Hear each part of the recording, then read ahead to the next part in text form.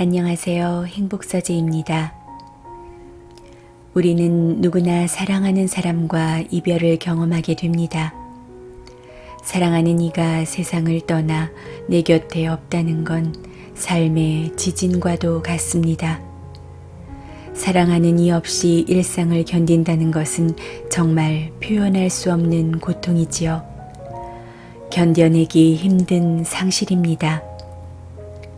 그러므로 사랑하는 이의 죽음 이후의 내 삶은 극심한 슬픔과 불안, 우울과 간절한 그리움으로 심하게 흔들리며 휘청거리게 됩니다. 누군가의 도움으로 또는 내 스스로의 의지로 다시 균형을 잡고 바로 서기까지 참 힘겨운 터널을 지나게 되지요. 그런데 이 과정에서 제대로 그리고 충분히 슬퍼하지 못한다면 그렇게 잠시 억눌려지고 외면받은 슬픔은 언젠가 내 삶에 균열을 일으키게 됩니다. 때문에 애도의 과정을 어떻게 겪어내느냐는 곧 내 남은 삶의 행복을 결정하기도 합니다. 영국의 가장 유명한 심리치료사인 줄리아 세뮤얼은 30년 가까이 사별의 슬픔에 빠진 사람들을 전문적으로 치유해 왔으며 사랑하는 사람의 죽음이 내게 알려준 것들이란 책을 통해 슬픔을 극복하고 삶의 긍정을 되찾아준 이야기를 처음 공개합니다. 이 책이 사별 뒤 슬픔의 기능을 세상에 알리는 한 줄기 빛이 되길 바라는 저자는 사별한 이들이 갖는 슬픔에 초점을 두고 그 마음을 이해하는 것에 집중합니다. 이 책에서 줄리아 세뮤얼은 다음과 같이 말합니다. 나는 사별자들에게 해결책이나 해답을 제시하지 않는다. 모든 문제를 해결하고 보려는 집요함 대신 각각의 사별자에게 용기를 북돋아 준다. 상실의 고통을 견디고 자신에게 필요한 도움을 받아들일 수 있게끔 역경을 헤치고 일어나 다시금 자기 인생을 살 수 있게끔 그 방법을 스스로 깨우치게 한다. 그리고 무엇보다 충분히 슬퍼하는 과정의 중요성에 대해 저자는 이렇게 말합니다. 충분히 슬퍼하지 않으면 슬픔을 끝낼 수 없다. 슬픔을 통해서만 사별의 고통을 스스로 치유할 수 있다. 사별자가 자신의 속도에 맞춰 건강한 슬픔의 시간을 갖도록 주변에서 격려하고 도와줘야 하며 그에 대한 배움의 자세가 필요하다. 사별의 슬픔은 인내심을 갖고 슬픔에서 비롯되는 불편과 더불어 살아가는 방법을 찾아야 한다. 사별의 슬픔은 고쳐서 바로잡을 수 있는 대상이 아니다. 그렇습니다. 충분히 슬퍼해야 우리는 다시 행복해질 수 있습니다. 제대로 애도하고 슬퍼하는 과정에서 우리는 내 삶에 대해 깊은 이해와 성장을 경험합니다. 비로소 슬픔을 딛고 온전히 회복하게 되는 것이지요. 이 책은 출간 이후 독자들의 유례없는 호평 속에 영국 아마존 초창기 베스트셀러에 오릅니다. 선데이 타임즈는 이 책을 사별의 슬픔에 대한 탁월한 안내서라고 평했으며 브리짓 존스의 일기의 저자 헬렌 필딩은 이 책에 대해 사별의 슬픔을 겪은 사람이면 누구라도 위로받을 수 있는 본질적이고 꼭 필요한 이야기를 품고 있다라고 지적합니다. 이 책은 배우자를 잃은 사례, 부모와 형제를 잃은 사례, 자녀를 잃거나 자신의 죽음과 마주하게 된 이야기를 다룹니다. 그리고 각 장의 마지막에서는 생각해보기란 챕터를 통해 길잡이가 되어줄 좀 더 상세한 분석과 정보, 그리고 지침을 다루어 도움을 줍니다. 오늘 낭독해드릴 내용은 30대 초반의 나이에 사랑하는 남편의 갑작스런 죽음을 겪게 된 케일리가 어떻게 그 사별의 충격과 슬픔, 불안과 우울, 그리고 극심한 고통을 극복해내는지에 대한 이야기입니다. 사랑하는 이를 떠나보낸 많은 분들께 위로와 힘이 될 수 있었으면 합니다. 그럼 오늘도 책과 함께 행복을 발견하는 하루 보내세요.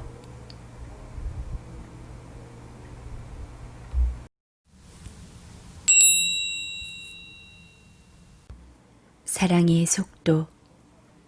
케일리의 미소에는 초조한 빛이 역력했다.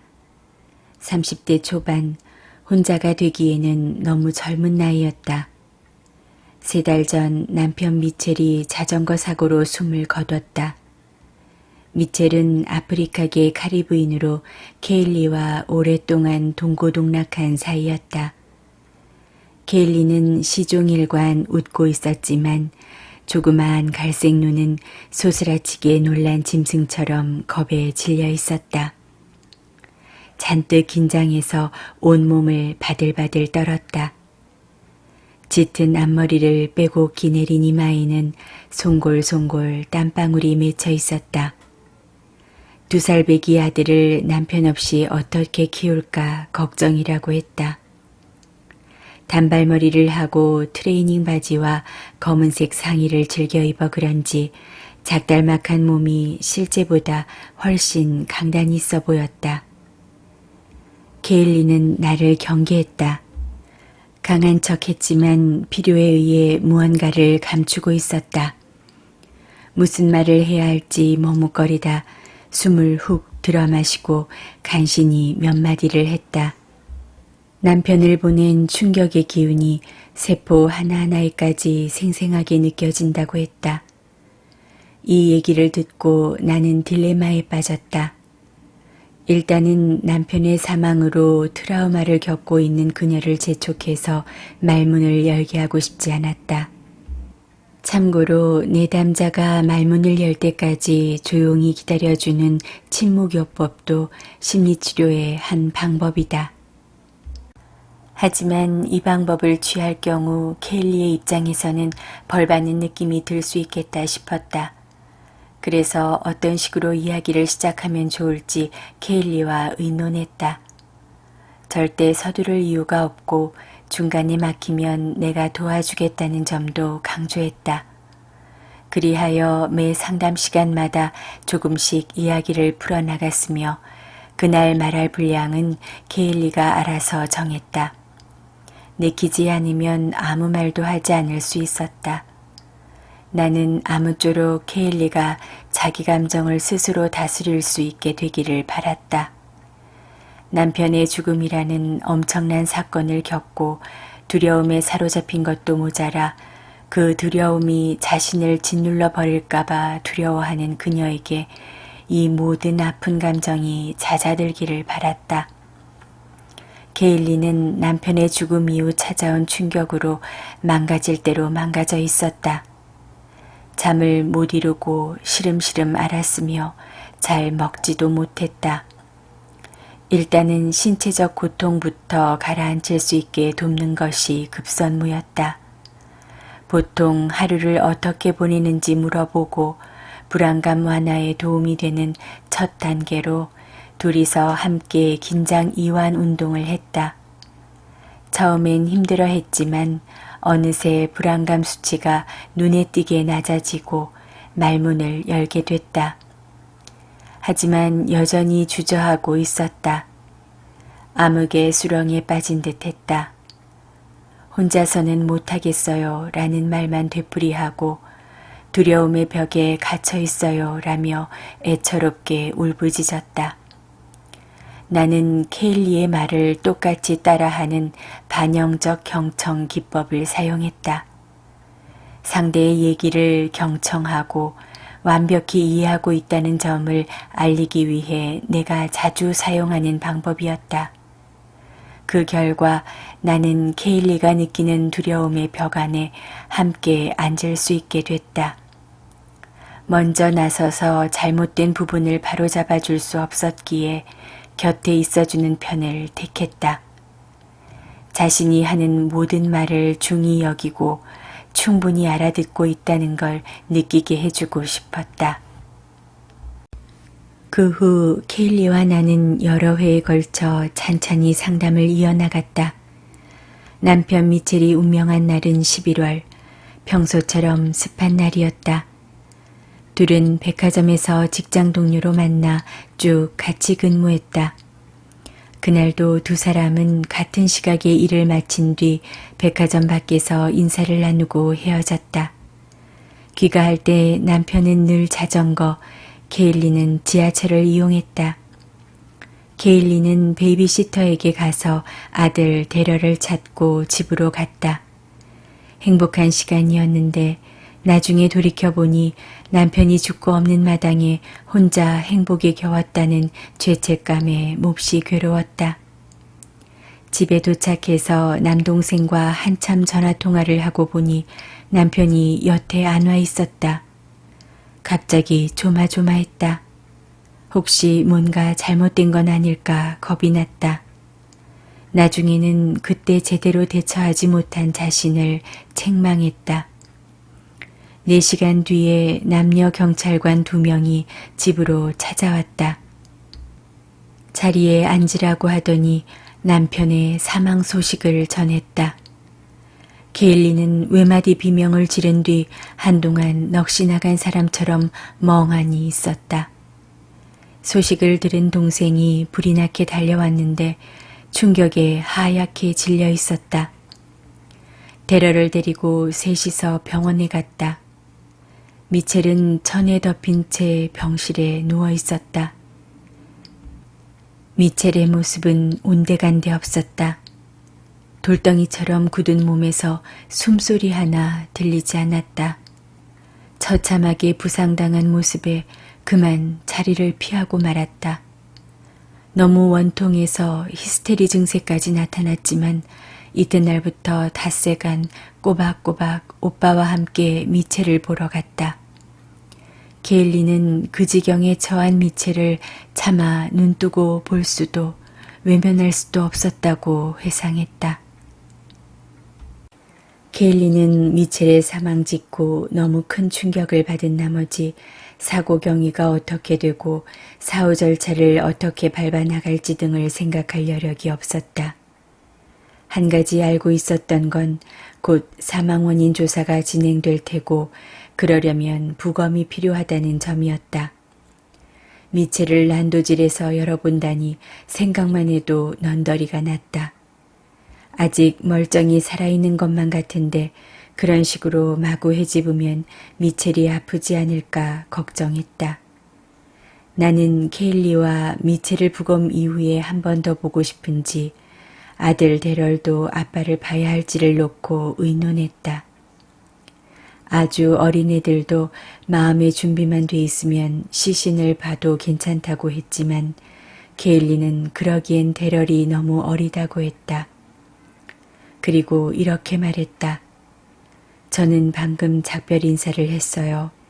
부검 이후에는 볼 엄두가 안 나네요. 그때까지는 곁을 지키려고요. 수사가 착수되어 경찰이 참고인 진술 확보에 나섰다. 게일리는 경찰을 만나야 했지만 남편 일은 생각만 해도 속상한 데다 남편이 죽었는지조차 모르고 있었다는 것이 가슴을 옥죄어서 우왕좌왕 갈피를 못 잡고 있었다. 시댁에서 경찰을 만나야 한다고 완강히 밀어붙여서 결국 시댁 식구들과 같이 출석했다. 경찰은 미첼이 도로 표지판을 들이받고 숨졌다고 했다. 로터리로 진입하던 찰나에 왼편에서 나온 오토바이를 피하려다가 표지판을 들이받고 도로 뒤로 튕겨나간 것이었다. 몇 주 뒤 오빠와 함께 미첼이 운명한 장소를 찾아갔다. 시민들이 온정어린 손길로 갖다 놓은 꽃과 리본들이 있었다. 그날은 온종일 참담했다.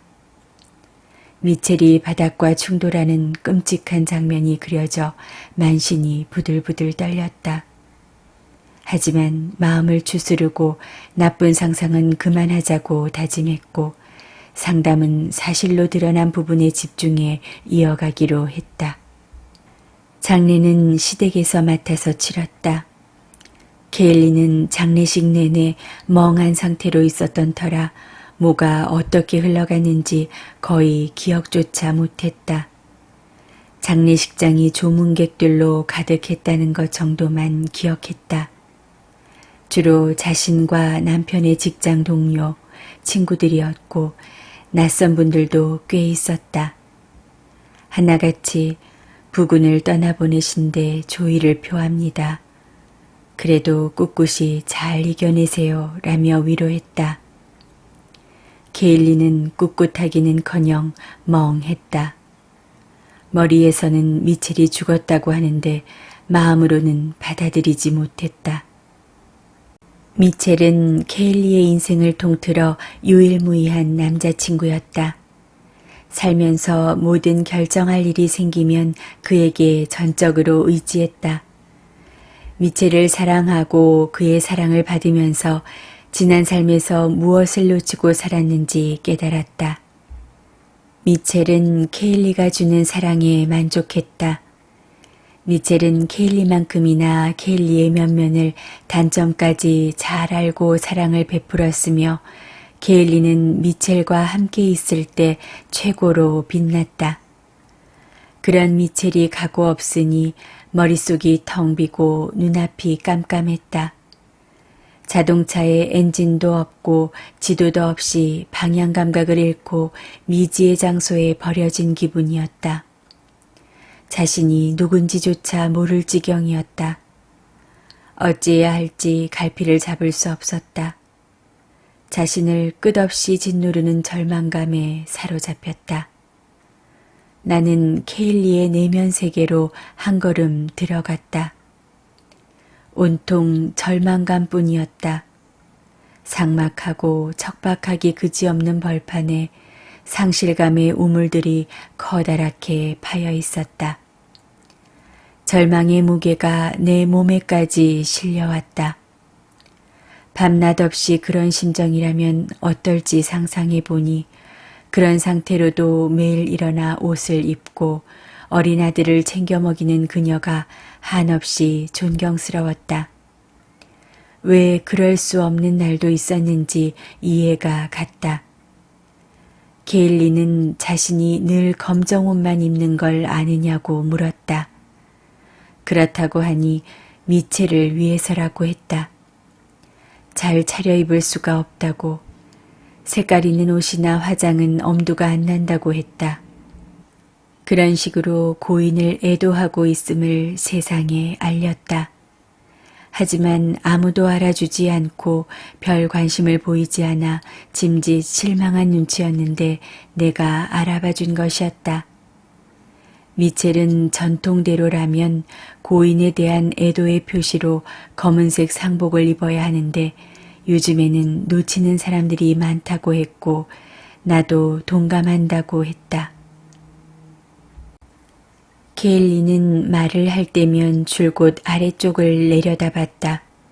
손을 보며 이야기하다가 잠깐씩 고개를 들어 말한 내용에 틀린 점이 없는지 확인했다. 자기 입으로 한 말에 확신이 없는 듯했다. 방금 상복에 관해 내가 동의한다고 했을 때도 자꾸만 제가 바보 같나요? 하고 물었다. 충격에서 헤어나오지 못한 채 혼자 싸우고 있다는 증거였다. 그런 탓에 상대방에게 반응하는 것만큼 상대의 반응을 받아들이는 것 또한 힘겨워 보였다. 내면에 문제가 있었다. 자기 자신에 대해 확신을 갖는 심리적 기제가 없었고 자기 안에서 벌어지는 상황을 인지하는 능력이 없었다.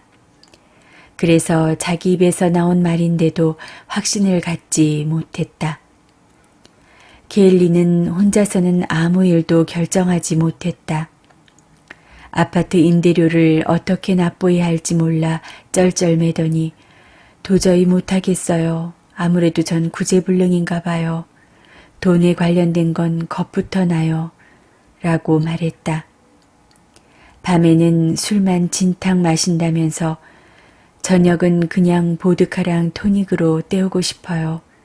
요리고 뭐고 다 귀찮아요. 라고 했다. 지금 와서 되짚어보니 당시 케일리는 너무 고통스러워 하마터면 나와의 상담을 관둘 뻔했을지도 모르겠다. 자기 일인데도 강 건너 불구경하듯 수수방관했다. 될 대로 되라는 심정으로 자신은 아무짝에 쓸모없는 사람이고 인생에 나고 자라면서 혼자서는 못해요 라는 말만 되풀이했다. 극도로 나약해진 상태였다. 나는 케일리도 걱정이었지만 아들 대럴이 무사한지 확인하고 싶었다.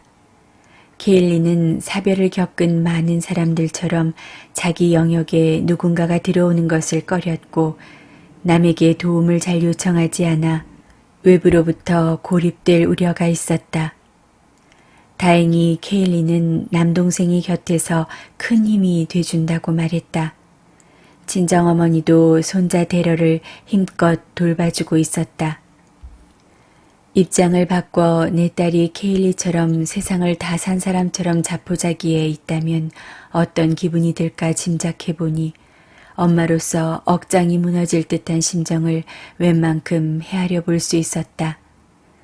친정어머니에게는 외할머니로서 손자를 돌보는 것이 곧 딸을 돌보는 것이었으며 그것이 자신의 능력 안에서 딸을 돕는 유일한 방법이었다. 한편으로 케일리는 다니던 직장에 복귀해 일주일에 3번 오전 근무를 했다. 많은 업무를 처리해내지는 못했지만 일터에 나가는 것만으로도 확실히 기분 전환이 되는 것 같았다. 고맙게도 직장 상사는 케일리가 슬픔에서 헤어나오길 참을성 있게 기다려주고 세심하게 배려해줬다. 케일리는 날 만나러 올 마음이 내키지 않는 날에는 딱히 이유를 설명하지 않고 약속을 취소했다. 그러면 다음번에는 얼굴 가득 슬픈 기색이 역력해서 왔다. 미첼에 대한 애착 속에서 좌절과 분노의 폭풍이 휘몰아치고 있는 게 보였다. 그이가 없으니 도저히 잠을 이룰 수가 없어요. 늘 그의 발에 발을 포개서 잠들곤 했는데 이젠 잠자리에 싸늘하게 냉기만 돌아요. 미첼 없는 삶은 아무 의미가 없어요. 데러를 위해서 잘 버텨야 한다는 건 알고 있었지만 데러를 아빠 없이 키우기가 겁났다. 심지어는 하늘에서 만난 미첼이 위험천만한 지경에 처해 있는 망상에 사로잡히기도 했다. 걱정이 과해서 생긴 징후였다.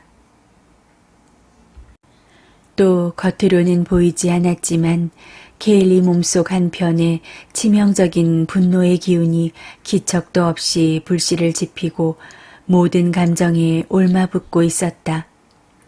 자기 자신을 통제할 수 없자 극도의 두려움이 몰려왔고 온갖 감정에 분노의 불이 붙은 것이었다. 감정을 억누르려 해도 소용없었다. 급기야 감정들이 한데 뭉쳐 분노의 불덩이를 이루고 말았다. 그러면 주먹으로 베개를 힘차게 때렸고 분노를 느끼지 않으려고 술을 마셨다. 시간이 가고 이런 일이 반복되자 실컷 울고 나면 한결 진정된다는 것을 알게 됐다. 한 번은 집에서 이틀을 꼬박 울고 나니 기분이 좀 나아졌다. 술은 한 방울도 입에 대지 않고 고통을 견뎌낸 자신이 대견했다. 나는 케일리가 눈물을 참지 않고 자연스럽게 쏟아냈다고 해서 무척 흐뭇했다. 몸속에 맺힌 슬픔을 눈물과 함께 쏟아낸 것이었다. 케일리는 자기 감정을 좀처럼 예측할 수 없어서 진저리가 날 지경이었다. 그 때문에 얼마나 고통스러운지 자기 자신이 나약하고 초라하게 느껴진다면서 그 지긋지긋한 심정을 토로했다. 죽음을 부르는 큼지막하고 시커먼 덩어리가 제 가슴을 내리누르고 있어요. 질식해 죽을 것 같아요. 나는 케일리가 어렸을 때 정신적으로 큰 상처를 받았는지 아무도 모르는 아픔이 있지 않은지 궁금했다. 케일리 내면에서 어떤 일들이 벌어지고 있는지 좀 더 깊이 이해하기 위해서였다. 예를 들어 유년기에 이런저런 방어 기제를 만들어냈다면 외부에 그 어떤 것도 들어오지 못하게 마음의 문을 꽁꽁 닫아버렸을 테고 결국 자기 세계에 갇혀 심리적으로 크게 위축될 수 있기 때문이었다. 대체 어떤 환경 탓에 그토록 철벽 같은 방어벽을 치게 됐을까 궁금했지만 그 부분까지 다루기에는 아직 시기상조였다. 그래도 상담 중 자신의 생각이나 감정을 말로 전달하는 걸 보니 남과 대화하고 자신의 의사를 분명히 표현하는 기제는 온전히 작동하고 있었다. 그러면서 우리 관계는 얼마간 진전되어 갔다. 케일리는 나를 신뢰하기 시작했지만 그 때문에 두렵기도 하다며 나에 대한 모순적 감정을 솔직히 시인했다. 자신의 속마음을 한치의 숨김도 없이 적나라하게 보여준 데 수치심을 느꼈으며 혹여 내가 자신에게 누가 될까 겁난다고 고백하기도 했다. 평소와 다르게 매주 꼬박꼬박 성실하게 상담하러 오는 자신의 모습에 스스로 놀라기도 했다. 게일리가 고통을 감당하기 위해 스스로 대응 기제를 개발하기 시작했구나 하는 확신이 들었던 것이 바로 이 무렵이었다. 게일리는 나날이 몸무게가 줄었고 이 세상에서 영원히 사라졌으면 좋겠다고 말했다. 일생을 통틀어 최악의 상태로 나약해지는 것을 뼈저리게 느꼈다. 뼛속까지 파고드는 외로움을 견딜 수 없어 밤마다 술을 마셔요. 하지만 알코올은 두려움을 일시적으로 잠재워 줄 뿐 더욱 무시무시한 악순환을 초래했다. 하루는 아침에 출근해 보니 케일리가 사무실 옆 대기실에서 몸을 잔뜩 옹송그린 채 눈물을 뚝뚝 흘리고 있었다. 상담하는 내내 울면서 왜 살아야 하는지 모르겠어요. 차라리 죽고 싶어요. 라고 줄기차게 말했다. 나와 눈도 마주치지 않았다. 나는 갈수록 초조해져 어떤 반응을 보여야 그녀가 잘 수긍하고 따라올지 궁리했다. 30분쯤 지나 케일리가 이제 가도 될까요? 라고 물었다. 안 된다고 소리치고 싶은 마음이 굴뚝 같았지만 꾹 참고 이대로 계셨으면 좋겠어요. 힘이 될 만한 방법을 함께 찾아봤으면 해요. 그래도 정 가고 싶으면 마음 가는 대로 하셔야죠. 라고 말했다. 게일리는 끝내 가버리고 말았다. 나는 당황스럽다 못해 공황 상태에 빠졌다. 게일리가 이대로 목숨을 끊으면 어쩌나 간이 콩알만해져서 그 길로 상사에게 연락했다. 함께 고심해 대책을 세운 결과 당장 데러를 봐줄 보호자부터 알아보고 다음 주에 케일리를 만나면 그녀의 안전을 지키는 데 주력하기로 했다. 우선은 이런 것들을 물을 계획이었다. 혹시라도 자살 생각이 있으신지요? 심각하게 우려될 정도로 고민 중이신가요? 의료진의 도움이 필요하세요? 안전을 위해 입원하는 건 어떨까요? 상담 내용을 머릿속에 체계적으로 정리해 본 뒤 데럴 일로 케일리에게 전화를 했으나 아무 연락이 없었다. 마음이 조마조마해지면서 불길한 생각을 떨칠 수가 없었다. 케일리는 좀처럼 그런 적이 없었다. 통화를 못하면 문자 메시지라도 보냈다. 이튿날 다시 해봐도 마찬가지였다. 걱정이 돼서 미칠 지경이었다. 그 다음 주 월요일에 또 해보니 이번엔 연락이 닿았다. 지난번 상담 이후로 케일리와 데럴이 무사히 잘 지내는지 궁금했다고 하니 지난주 금요일에 약물을 과다 복용했고 친구의 도움으로 병원에 갔었다고 했다. 다행히 병원에서 위세척을 하고 주말에 퇴원할 수 있었다. 부모님께서 주말 내내 데럴을 봐주셨는데 그들은 딸이 아픈 이유가 약물 과다 복용 때문인지는 꿈에도 모르셨다. 우리는 이틀 뒤 수요일에 만나기로 하고 통화를 마쳤다. 그 무렵 나는 킥복싱으로 쌓인 긴장을 해소했다.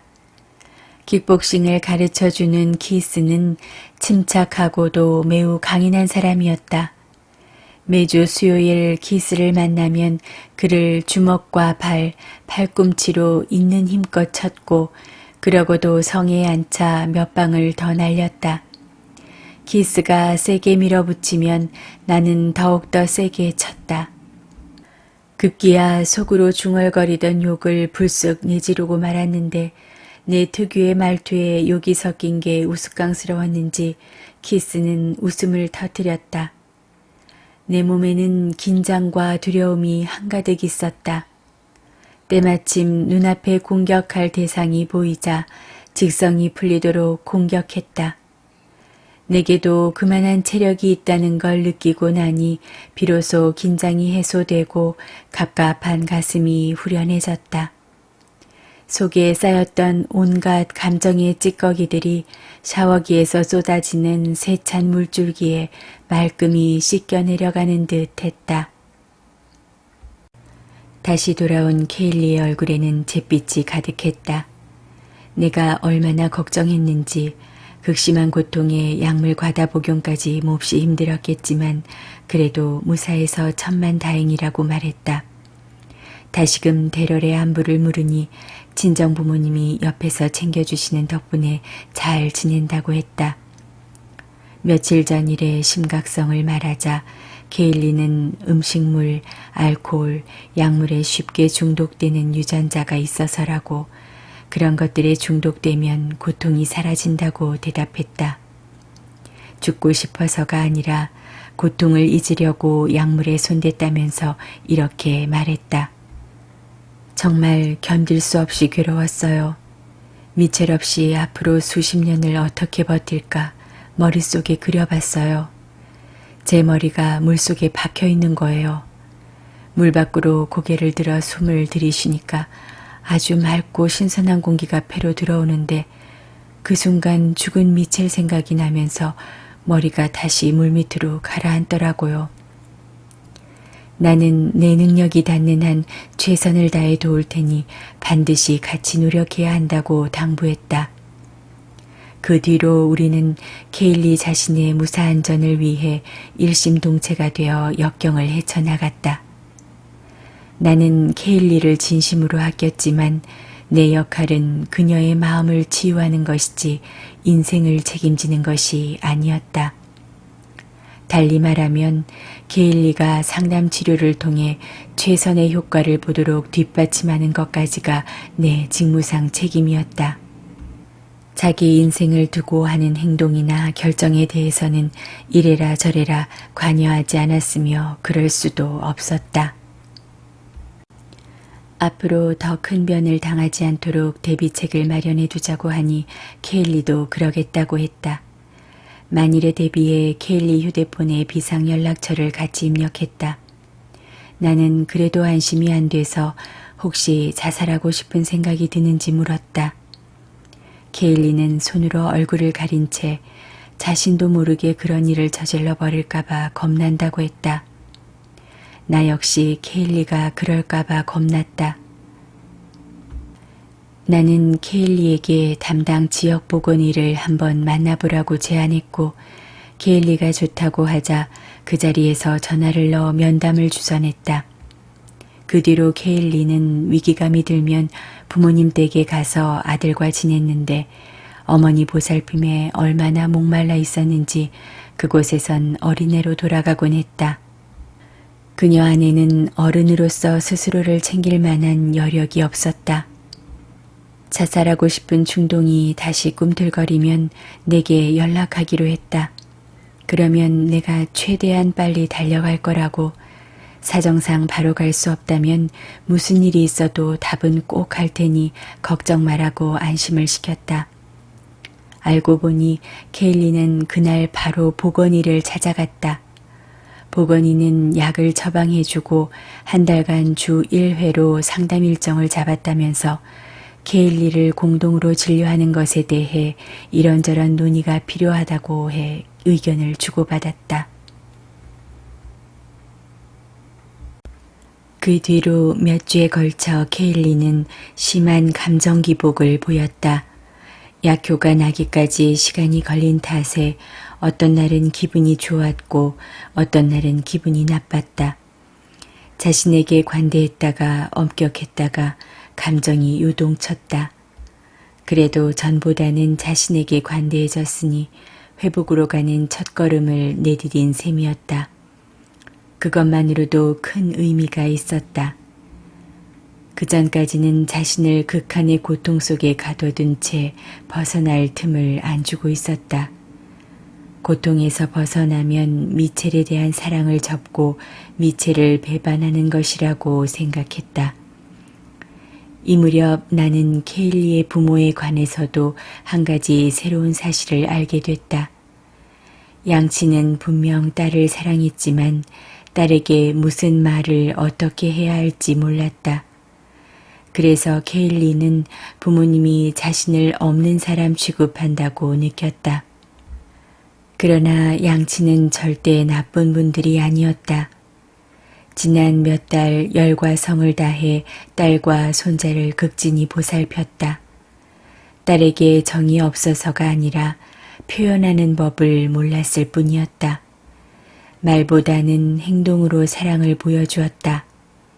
당시 케일리는 극도로 예민한 어린아이 같았기에 그 정도의 사랑으로는 성에 차지 않았던 것이다. 특히 아버지의 사랑을 못 받아서 자신이 그토록 불안한 거라고 난생 처음으로 그런 생각을 했다.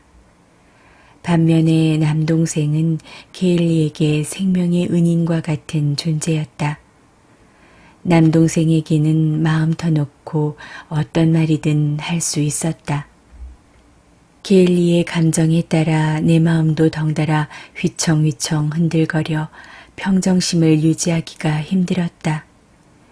케일리에게 불안할 때마다 손에 꼭 쥘 수 있는 물건을 주머니에 넣고 다니면 어떨지 물어봤다. 그 물건이 우리가 완전히 채울 수 없는 부분을 채워줄 수 있을 것 같았다. 나는 평소 소중하게 여기는 돌을 케일리에게 줬다. 손에 쏙 들어오는 데다 아름다운 광채가 도는 단단한 돌이었다. 케일리는 돌을 손에 넣어 이리저리 굴려보고 어루만졌다. 케일리는 돌을 주머니에 고이 넣었다. 그리고 꽤 세월이 흘러 고백하기를 돌을 수시로 꺼내 손에 넣어 굴려봤다고 했다. 그럴 때마다 억겁의 세월 동안 대지의 바탕을 이루온 돌의 영험한 기운을 받았고 우리가 하나로 연결되는 기분에 잠겼다고 했다. 이런 물건을 가리켜 심리치료 용어로는 이행대상이라 한다. 케일리에게 이행대상 요법은 확실히 효력이 있었다. 얼마 뒤 케일리는 알코올 중독 치료 모임에 나가기 시작했다.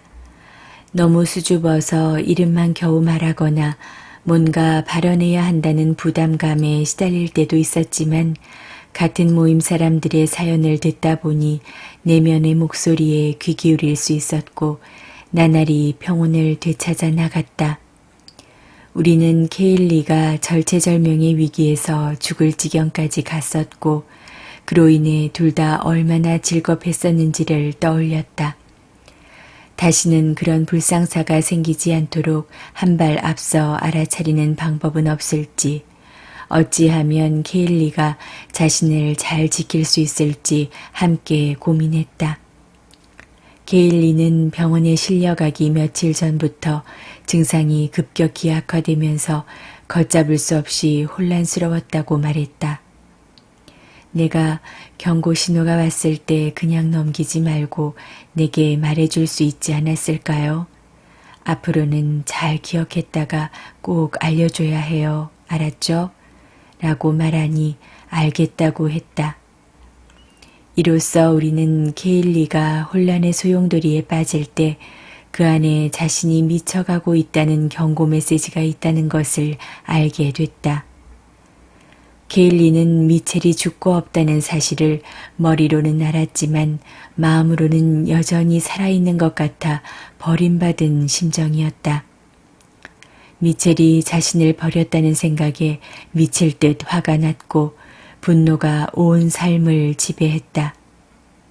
무의식에는 실컷 울분을 토해내고 힘껏 고함을 내지르면 그가 돌아올 거라는 기대감이 자리 잡고 있었다. 그렇게 해서 기분이 좀 나아지는가 싶으면 또다시 절망감이 찾아왔다. 미첼이 영영 돌아오지 않는다는 사실을 깨닫기 때문이었다. 그렇게 시리에 찬 나날을 보냈다.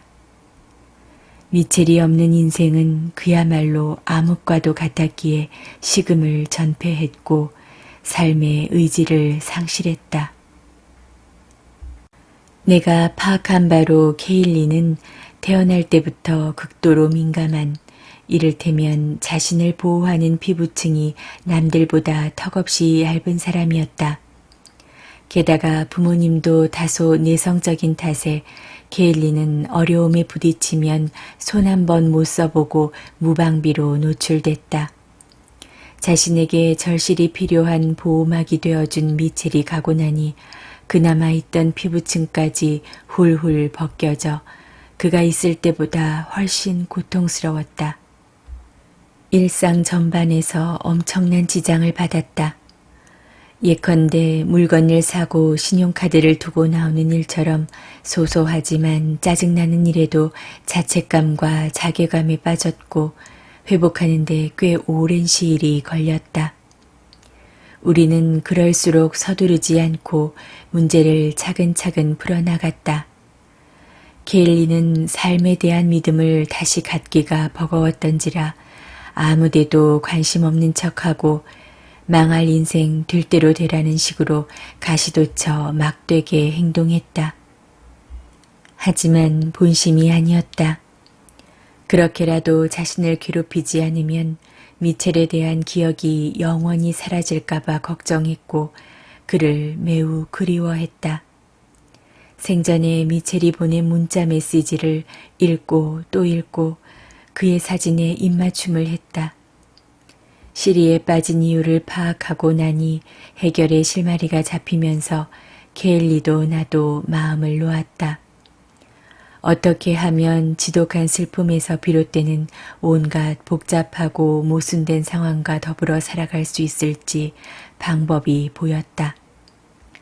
케일리는 더 나아지고 행복해져야 한다는 의무감에 얽매일 필요가 없었다. 화가 나면 화를 내고 슬프면 슬퍼했으며 하루가 다르게 무럭무럭 크는 아들과 즐거운 한때를 만끽할 자격을 주기도 했다. 진흙탕 속을 들어갔다 나왔다 하듯 노여움과 기쁨 사이를 자유롭게 오갔다. 몇 달이 지나자 케일리는 마음이 한결 평온해졌고 직장에 꾸준히 출근하는 등의 좋은 습관을 기르게 됐다. 이즈음 우리는 일주일에 달리기 1번, 명상 2번, 일기 쓰기 1번이라는 행동 처방을 지키기로 했다. 케일리는 달리기와 명상, 일기 쓰기를 병행하면서 불안과 우울이 많이 누그러졌고 약 먹는 횟수를 조금씩 줄여나갔다. 관련 연구에 따르면 이런 행동의 효과는 강력하다.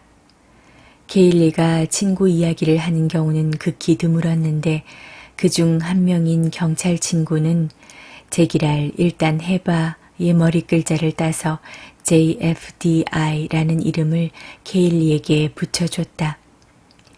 케일리는 웃기기도 하고 한편으로는 한 방 먹은 기분이 들어 그걸 휴대폰 바탕화면 문구로 설정했다. 이 무렵 케일리는 어린 시절 수학 선생님에 관해 이야기했다. 나는 이 이야기를 듣고 케일리의 유년기 퍼즐에서 빠져있던 한 조각을 찾아낼 수 있었다. 케일리는 내 앞에서 9살로 돌아가 어떤 일을 겪었는지 들려줬다. 나는 그동안 케일리가 나는 멍청해 라는 말을 마치 주문처럼 되뇌는 근본 원인을 찾아내려고 애썼다. 케일리는 이 선생님을 떠올리며 수치심에 낯을 불켰다. 이 선생님은 수업 시간만 되면 매일같이 아이들을 교실 앞으로 나오라고 해 질문을 한 가지씩 했다. 케일리는 아무리 쉬운 질문에도 답을 못했는데 머리가 나빠서가 아니라 작정하고 괴롭히려는 선생님의 태도 때문이었다. 겁에 질려 꿀먹은 벙어리처럼 서 있으면 선생님은 제가 답을 할 때까지 기다렸어요. 그 시간이 몇 년 같았어요. 썩 들어가라고 호통을 쳐서 자리에 가보면 책상이 엉망진창이 되어 있었어요. 이런 경우 케일리처럼 극도로 예민한 사람들은 다른 사람들에 비해 더 큰 상처를 받을 수 있다. 케일리는 어머니가 학교에 불만을 제기했지만 학교에서 아무런 조치도 취하지 않았다고 했다. 나는 이 선생님의 괴롭힘이 케일리에게 어떤 결과를 초래했는지 하나둘 알게 되면서 분노에 휩싸였다. 수줍음 많고 여린 소녀가 날이면 날마다 모멸감에 짓눌려 살아야 했다. 9살밖에 안 된 아이가 모든 인간관계에서 멍청해 보일까 하는 두려움부터 갖게 됐다. 자신이 멍청하다는 생각이 머릿속 깊이 낙인처럼 박혔다. 앞으로는 떨쳐내야 했다. 케일리는 수학 선생님의 얘기는 나한테 처음 하는 거라고 지금껏 아무한테도 한 적이 없다고 했다. 우리는 증오심에 불타올라 그의 이름을 나쁜 자식으로 다시 정했으며 이는 서로 간의 유대감을 형성하는 중요한 계기가 됐다. 케일리와 함께한 지도 어느덧 2년 차에 접어들었다. 케일리는 인생의 새로운 국면을 맞이하여 앞으로 어떻게 살지 무척 혼란스러워했다. 이렇게 계속 살아도 용서해 줄 건가요? 미첼에게 하는 말이었다. 미첼은 죽고 없는데 자신만 버젓이 살아있어서 죄스러웠다.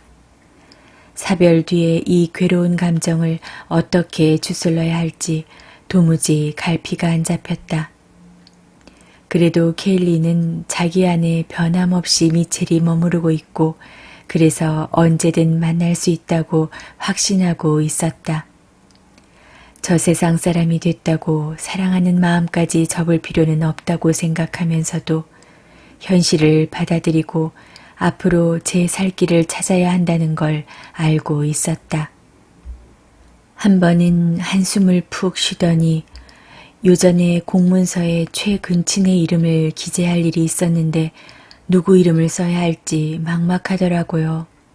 제 반쪽은 어디에도 없네요. 라고 말했다. 어느덧 케일리는 색깔이 들어간 옷을 입기 시작했다. 아주 밝은 색은 아니었지만 적어도 검정은 아니었다. 그 밖에도 어떤 새로운 상황이 조금씩 그녀를 색다른 미래로 데려가고 있었다. 케일리 스스로 계획한 미래는 아니었지만 몸담고 살아감직한 미래였다. 케일리는 양말 서랍처럼 마음도 반듯반듯 정돈이 되기를 바라고 있었다. 인생이 뒤죽박죽 헝클어져 살기가 힘겹고 한치 앞을 내다볼 수가 없고 자기 인생을 자기 마음대로 통제할 수 없는 것이 못마땅했다. 또한 미첼과 함께했던 예전의 자신을 그리워했다.